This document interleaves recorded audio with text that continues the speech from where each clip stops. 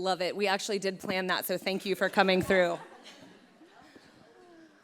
Okay, thank you all so much for being here. I'm so excited to kick off this conversation about disruptive brands and the women behind them.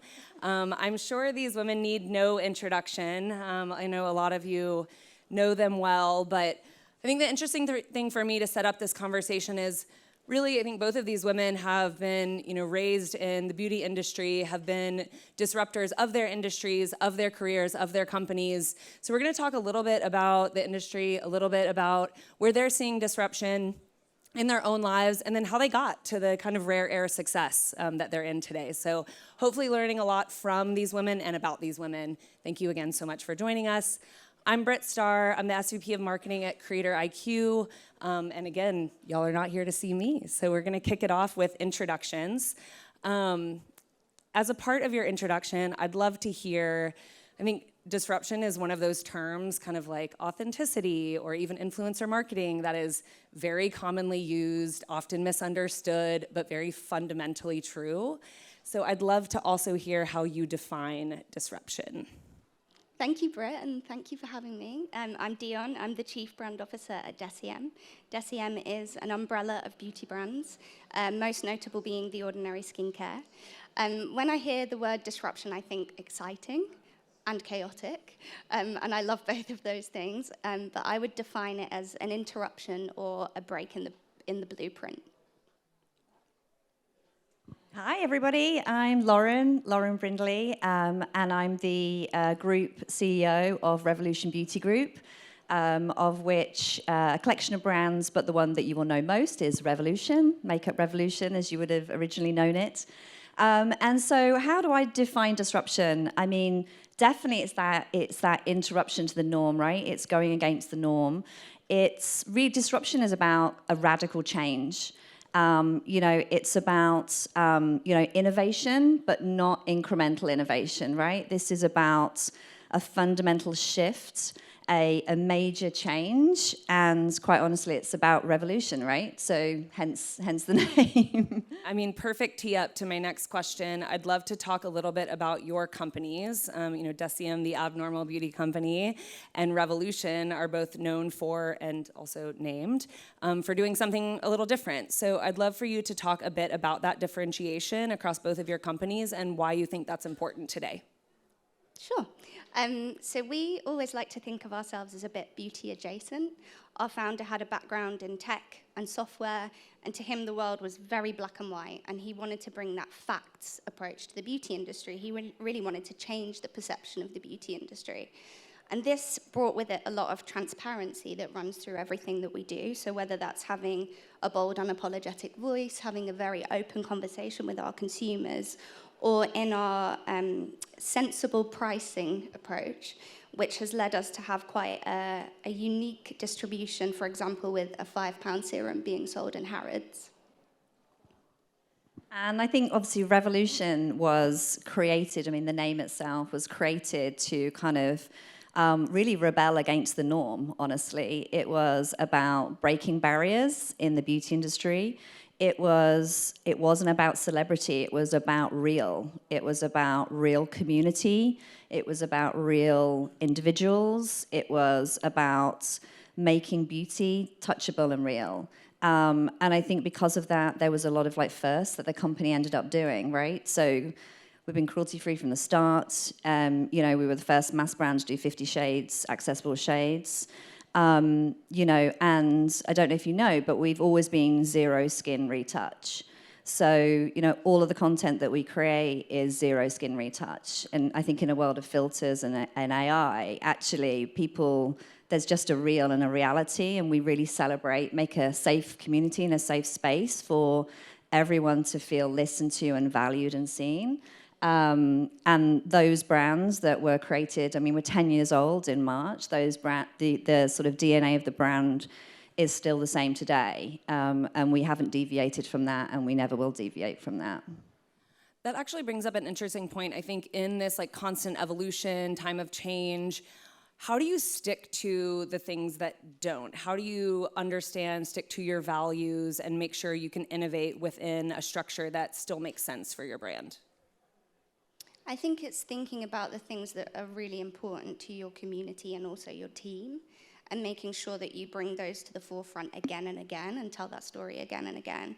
I think it's that actual constant in those values that allows you to be disruptive in the right moments, because you feel so confident in knowing who you are that you're like, this is our opportunity to speak or to take action.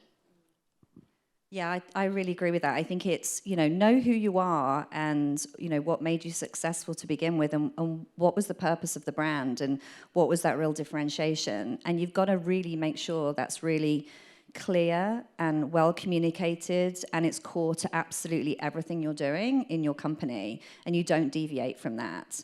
I think the other thing is relevancy. I think, again, we're a community-driven brand, and what's powerful about that is that, quite honestly, the community is evolving. And so the most important thing we're doing is making sure that we are always listening. And I don't just mean watching, I mean listening, I mean observing, understanding why people are creating the way they are, or they're discussing the subjects that they're doing, or they're changing in their lives. And, and I think that means that we are continuing to challenge ourselves and have to be disrupt and innovate to make sure that we continue to be relevant. And I think that's really, really important, because you can be disruptive in a moment and then not so disruptive, right? And I think to continue to be disruptive, you have to keep challenging those thoughts, because what might have been disruptive a few years ago is now no longer.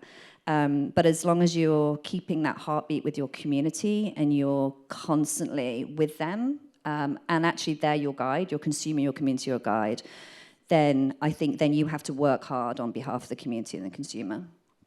Just following on that, what are some tactical, tangible ways that you do that you listen to your community, to your customers? What are those feedback loops? I mean, I can kick off. So we socially listen every day. We actually have an internal meeting in the morning, mid-morning, where we talk about even just what's happened in the last 24 hours around the world, what we're seeing from the community. We actually purposefully ask our community a lot of stuff as well. You've probably seen that from us on socials. We're always asking questions and getting that feedback. And then sometimes we even create content. We've got our own in-house studios. We create content that afternoon based on if there's something that's starting to be of interest to the community, we might respond immediately. And then there's other things that actually could be that there's something there, but we need to go and think about how we respond and make sure we understand the why. Because I think, again, that's really important. You understand why is that topic being discussed, or why are people doing what they're doing, to be able to then come back with the right innovation. So that's kind of how we do it. I don't know, Dionne. Yeah, we spend a ton of time in the comments, particularly on TikTok, interacting with the community. For us, social listening is less about using a tool, and it's more about spending time in those comments. We also do a lot of community-driven activity. So, for example, we'll ask them questions. We're going to update this SKU. What do you think we should change? Involve them in the innovation process. So it feels like a constant conversation between us and the community. So you mentioned TikTok, obviously another huge disruptor over the last decade. Two of your brands, Deciem and The Ordinary, are up almost 300% year on year on TikTok alone in earned media value. So the amount of content that's being created by creators and the engagement that's happening on that content. Share a little bit more about how you leverage TikTok as a channel and what role that plays within the brand plan. Sure. So one thing we focus on across every area is storytelling, and I actually have a lot of our comms team in the room. So all credit to them for those amazing results, because they're really, when they're working with creators, they're really focused on, okay, what's the creator getting out of this? It's not the message that we're trying to put across, and I think that's why they get the best work. And why they're working with the same people again and again, and they're looking more at quality over quantity, which has always been really important for us. I love that. Okay, so switching a little bit, I know we're talking about your brands, but beauty in general, I think, has always been a leader in this space and a real innovator when it comes to community-led marketing, influencer marketing. I'm really curious, today influencer marketing is kind of a standard marketing playbook, especially within beauty, but increasingly across other categories, companies of all sizes. What do you think are the ways to kind of stretch the edges of the standard playbook today? How are you innovating within that playbook, and what are you seeing succeed? Okay.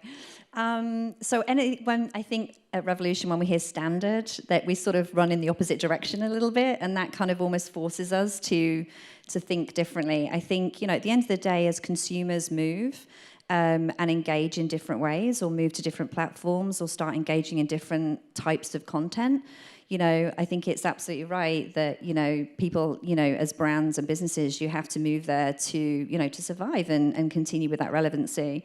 I think, again, for us, it's very much about making sure that we are constantly having that conversation with our creators and our community. And we're always looking for ways to kind of break the standard playbook, quite honestly. And as I said, because for us, it's very much about, we have a different take on the content that we kind of create. And we have quite a different conversation that we normally have with our community.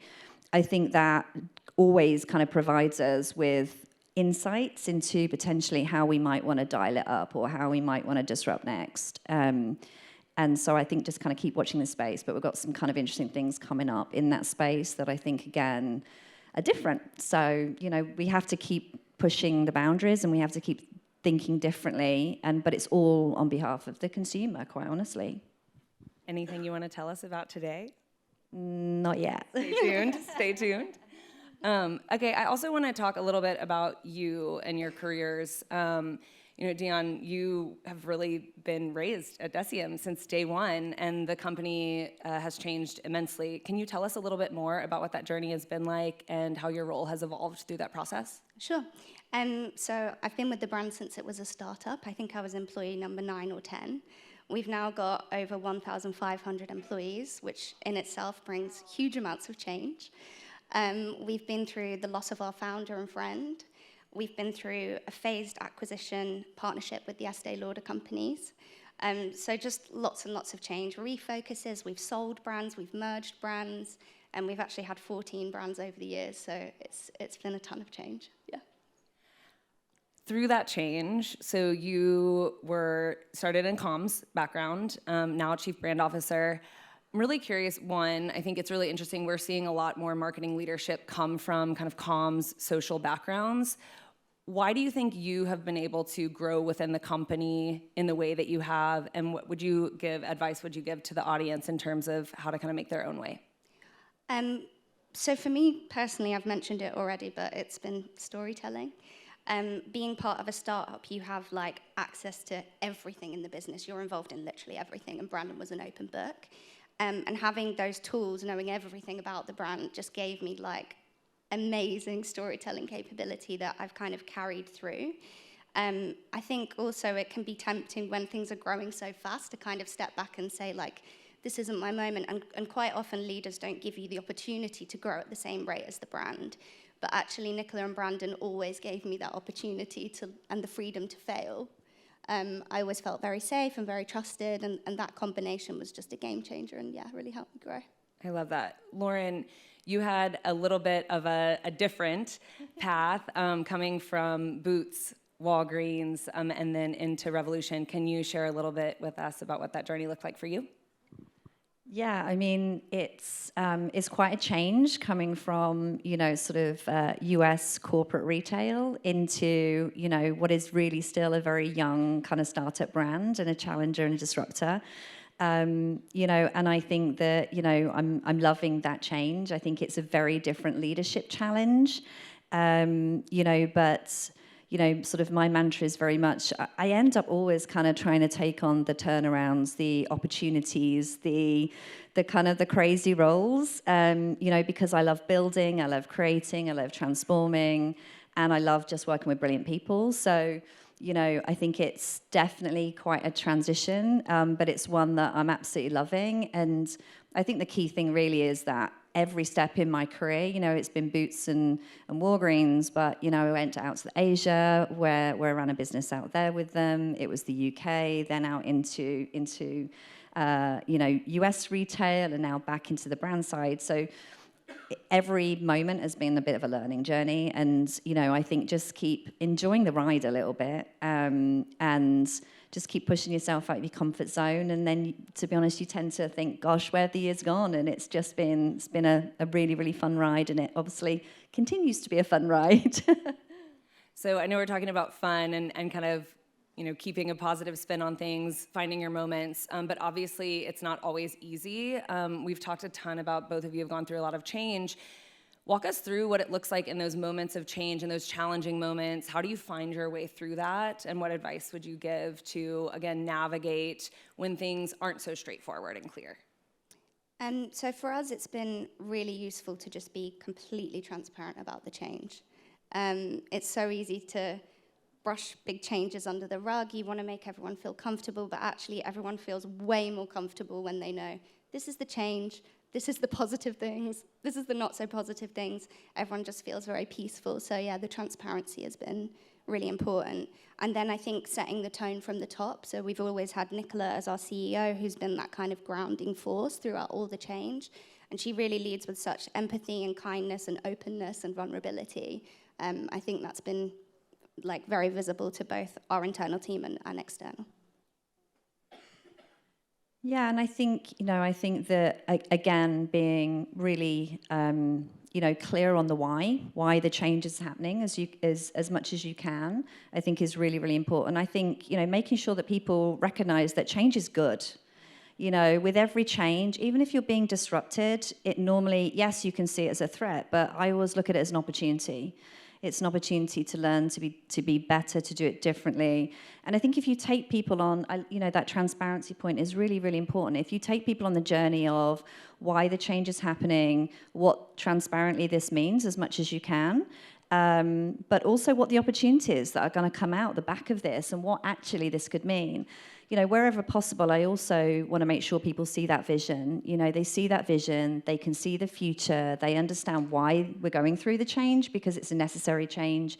If we're the instigator of that change, then it's a necessary change for us to kind of get to the other side, and why that is going to be a really great place for everyone in the company to kind of be able to grow and learn and develop more. So, I think that it's definitely about being calm, being very thoughtful, being very intentional.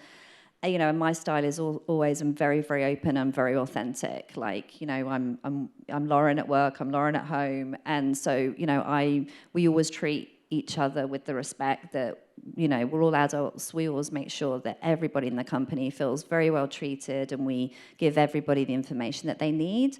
And we support some people who might struggle a bit more with change, because other people love it and they thrive in those environments. And then there's a lot of people that isn't so comfortable. So again, as a leader, I believe my accountability is to make sure I can see those people who might need a little bit more of a arm around the shoulder or a little bit more information for them to feel comfortable. Sometimes they need a little bit more data or a little bit more information or a little bit more of a one-on-one on the why. And then other people will be running at your change. So, as leaders, we have to try and identify that and support our teams as much as we can. So switching back to being kind of leaders in this space, you both mentioned really listening to your community and responding to that very, very proactively. What are you hearing from your customers today? What do you think consumers want today? What's next? Well, all I'm hearing is glycolic acid being used everywhere. So yeah, we have lots of hacks that happen. So people really like to play with products in different ways, and I think that's been really interesting. And our team's become really amazing at amplifying organic conversation. I feel like they've codified a really clever way to make that bigger and bigger. I think in the makeup, trends are obviously always kind of moving. So, very often for us, it's about using the portfolio that we've got to really kind of dial it up and just show in the moment how these things can actually be really used in different ways. We're definitely seeing the emergence of this uniqueness and this everybody wanting to create this individual moment. It's not necessarily about everybody following a trend. It's very much about creation and everybody wanting to almost create their own style. So, I think that that's perfect for, social. It's perfect for influencers. It's perfect for people with their own communities to really, the creative can come out, Being such community-led brands, how do you structure your teams to put creators and community at the center? What does that look like from an operational standpoint? So for us, we've actually just made a change in this area so that we previously had teams reporting regionally, and now we're bringing all the comms marketing back globally, which kind of unites the team, which is really nice. And we're actually, it's a big area for us. It's becoming bigger and bigger because we've realized the more people we have that can have those relationships with sub-communities, it becomes really powerful. So yeah, it's one of all of our teams are very important, but it's one of our teams that is growing. We probably have a slightly different approach just because, I think, again, our communities are quite local. So, again, we're in 80 countries, and actually in all of those markets, we have, sort of specific communities discussing specific, local nuances of trends or topics. And so we have in all of those markets, we actually have local community managers and support systems, and then we have a centralized kind of function where we kind of bubble up the global voice, I suppose. And then we have the insights that are also the insights, and it is also centralized. So we've got the kind of centralized insights, but then we have very much like local activation and in the moment kind of community engagement. Makes sense. We are getting too close to the end of our time already. I feel like this time has flown by. We've talked a lot about change in the last 25 minutes. I think one of the things that I'm really curious about is amidst all the change, some things stay constant. And we talked earlier about the values and really making sure you stay true to yourself, true to your brand, true to your community. What else, both in your career, so in your personal lives, what drives you professionally, is a constant? What do you hold true for yourself that doesn't change even though everything around you does? So mine would be the same as it is for the brand. So the one main constant is integrity. So in both situations, do I feel good about the decision I'm making? Can I explain the reasoning behind why I made this decision? So I would say that's most important for Deciem and also for me personally. And I think for Revolution, it's always listening, and it's always innovating and creating on behalf of that. So that's a constant. That's not a we do that March and April. That's day job. That's always on. And I think that's really important in the world that we live in to be highly relevant. I think for me personally, I think it's similar in terms of I want to always be learning. I want to, every part of my career so far has been a sponge all the way through. I'm still learning, and I'll still make mistakes. I think, but I'm learning very fast about, with listening to the consumers and making sure that, the teams around me, a hell of a lot brighter than me. And I make sure I listen and I learn from them too. So I want to always be learning and enjoying the work that we're doing. This is a little off script, but any moments that you have learned from specifically that you can share with the audience? Wow. Do you mean brand or do you mean personally? Personal. Let's get personal. Okay. Any moments? There's not a specific one I can bring to mind, but I think a nice point to touch on is that all the moments where it's really felt like it's the end of the world, it's actually been quite powerful in the end, because you feel a little bit untouchable, because you're like, the worst that could happen has already happened.